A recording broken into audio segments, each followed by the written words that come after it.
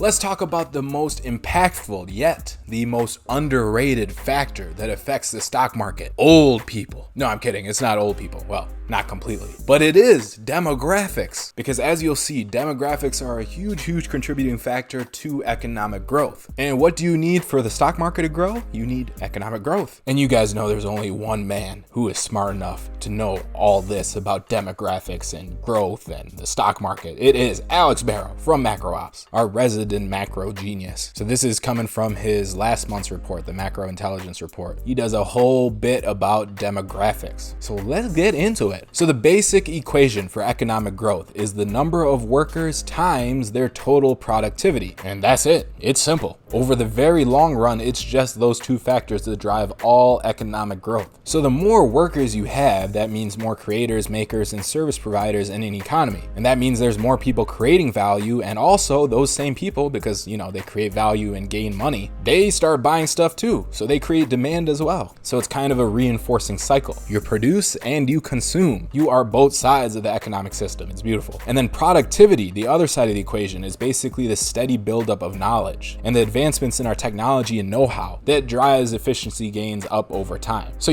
now we use trucks instead of horses to drive stuff across the country. It's great. Trucks are way more efficient, as you can imagine. So our productivity has gone up a lot. So if you combine the total productivity and the number of workers, that's the equation for economic growth. So look at this chart of world GDP over the last 2 millennia. See this like hockey stick growth, crazy explosion? A lot of people look at that and say that's a factor of the technology explosion, because technology is growing faster and faster, right? Like Moore's law, all of that. They say that's the main contributor to seeing this type of growth in our GDP. But they forget about demographics, the other side of the equation. It has an even bigger impact. This right here is a population chart. And see what kind of happens to the population around 150 years ago? The population starts skyrocketing. And that pretty much coincides with this right here, this growth that we saw in GDP. Well, that population explosion was driven by two developments. First was the discovery of germ theory in the late 19th century, which literally so many lives were saved just because doctors learned how to wash their hands before surgery. What were they doing before? Just going from the outhouse, wiping their ass straight to the operating table? Disgusting. But I guess if you didn't know what germs are, that wouldn't really occur to you, would it? And the second big thing was the advent of antibiotics in 1928. That's more complicated. I probably never would have figured out antibiotics. Washing my hands though, I feel like I would have got that one. So these two developments drastically lowered the mortality rate, which led to global life expectancy quickly doubling for the first time in human history. And you could once again see that on this chart, life expectancy, just huge hockey stick growth again, starting in the 1900s when all these things happened. So longer lifespans meant more people were having babies. And this kicked off the exponential growth in the world's population that began roughly 150 years ago, which, like I said, is exactly around the time that global GDP turned parabolic. So like we explained at the top, demographics are one of the two critical ingredients for economic growth. In 1900, the global labor force, which is the working population between 15 and 64, that was somewhere around just 1 billion people. But by 2000, we had 5 billion people in that category. So that explosion in the world's labor force is the primary driver behind why the 20th century saw the most rapid economic growth in human history. It wasn't just technology like everyone thought. So what we got to ask ourselves is that growth going to continue? Are we likely to repeat this historical outlier of economic growth? And the answer is, of course, no. Because that huge outlier spike that we had, the explosion in the number of people, well, now that is falling just as fast as it climbed. So before, where more and more people were really helping the economy out, now it's like the reverse. You'll see on this chart that the annual population growth rate peaked at 2.1%, and this was in 1968. Right now, it's at 1%. And the population growth rate is, how much the population is growing each year. And the UN is estimating that percentage will actually go down to 0 in the next 50 to 100 years. Or Alex says it's 80 years, because it's by 2100. In 80 years, we will reach the peak population on our Earth. And it's all downhill from there. That's crazy to think about. But maybe that solves our global warming problem? I don't know. Does that match up? Less people, less global warming? Maybe that's a different macro report. But it's important to note that when looking at growth, it's the rate of change and not the absolute numbers that matter. So yeah, the population is going to continue to expand for the next 50 to 100 years because, you know, the growth rate isn't completely zero, but it's doing so at a much slower pace. And the demographic makeup of that growth is increasingly comprised of old people because old people are living longer. It's not being made up of new kids being born. So we are already close to peak child. I've never heard of that before, but that's the moment in human history at which the number of children in the world stops increasing. Jeez, why aren't people having babies? Did we have too much sexual education? Is that it? Do we all know too much about condoms and IUDs and contraception and all that stuff? Maybe the government should have kept us in ignorance, you know? Because the best way to have a baby is by accident. That's how it's always happened in history. But we've become too smart. The productivity has worked against us. Now you got a bunch of people my age just spending a bunch of time discovering themselves, you know, just really finding themselves. Back in the day, you didn't have time to think about that because you would accidentally have a baby. Then you wouldn't have time for anything. No pontification when you gotta change diapers. But that's what kept our economy growing. Maybe there's just, you know, problems in the bedroom, perhaps? Is it because R. Kelly got in trouble and he can't make that baby making music anymore? It could be. R. Kelly was an evil genius, you know that, right? He'd be making song after song, getting people hot and bothered, making babies left and right. And then those babies would turn into the pre-adolescent girls he could prey on. It was a little factory loop that he created. He actually called it the chocolate factory. But anyway, he's probably going to jail, so feel free to have more babies, people. Anyway, in the previous 100 years, we saw a quintupling of the working age population, 500% rise. Well, over the next 100 years, it's going to climb by a meager 20% total. That's crazy. So this is why we're dealing with the secular stagnation that everyone is talking about. They don't know the reasons, but the true reason is demographics. So of course, the global economy is going to be trapped in a low growth, low inflation environment. So here's some facts from a recent Berkeley conference. So they were saying that huge boom in the population actually accounted for 48% of annual economic growth from 1990 to 2015. That's how much. Almost 50% was because of demographics and the population growth. So almost 50% was because of that population growth. But now they predict the slowing population growth and the rapid aging of those people in the United States and other leading economies around the globe will cause global demographic tailwinds to be only 31% as strong in the 2015 to 2040 period. So they think that in 2040, the global economy will be 20% smaller than what they previously predicted, just because of all this population stuff. And actually, China has one of the biggest problems with the aging population. So Alex is saying that this demographic turning point will lower the average real global GDP growth rate by close to 2% a year, which doesn't seem like a lot, but if you compound it over decades, like it will compound, that has a huge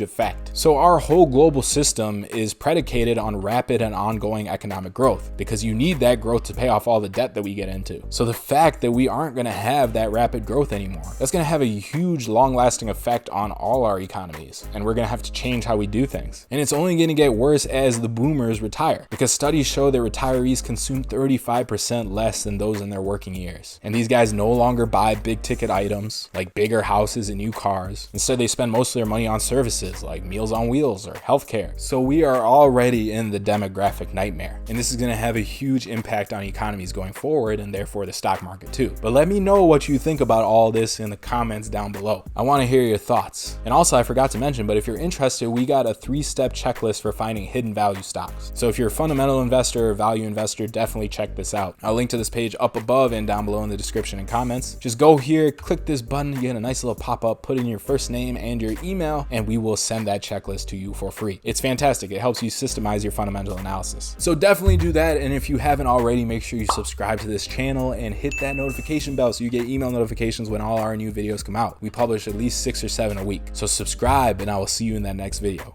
Stay fallible out there. Bye.